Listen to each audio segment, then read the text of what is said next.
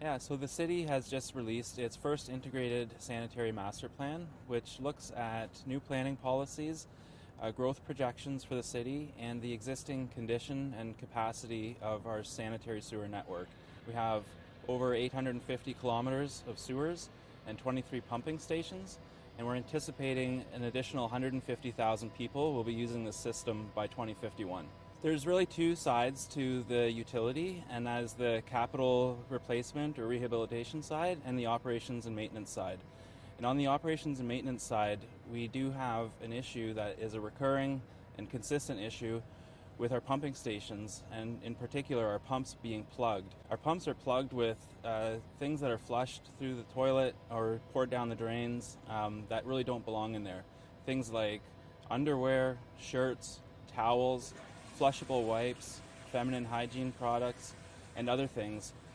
When these flow through the sanitary sewer, if they make it off of the private property, they end up at our pumping stations and they get sucked into the pumps and restrict the flow of those pumps, forcing us to shut down the pumps and send out crews to unplug them and get them up and running again. So we're spending over 15 hours a week unplugging pumps at pumping stations. And in addition to that, we have about 300 locations throughout the city on the 850 kilometers of sanitary sewer that we also see things like grease buildup and other stoppages which need to be maintained on a consistent basis. So throughout the year, we'll visit those 300 locations with specialized equipment and a full-time crew of people to clear those blockages. So it adds up. It's a significant expense, and we would much rather allocate our resources to preventative maintenance and to things to ensure the system's functioning well, rather than this reactive maintenance. And really, it's preventable maintenance. It's things that we wouldn't need to deal with if these things weren't flushed into the drain. The most obvious example is you're cooking up some bacon and the bacon fat is nice liquid in the pan.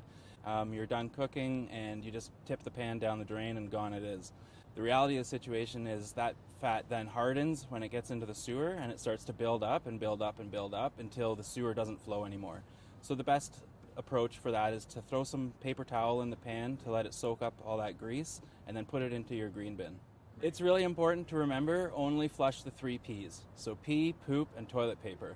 Nothing else belongs in there. Anything else like flushable wipes, they're too robust, they don't break down in the system, and they plug up the pumps. The consequence of plugged up pumps or plugged sewers that don't get maintained is basement flooding, backed up toilets, which is obviously a huge inconvenience and a very expensive restoration project that likely nobody wants to undertake. So it would be helpful for us if the public didn't flush those things, and ultimately it would be helpful for the public as well.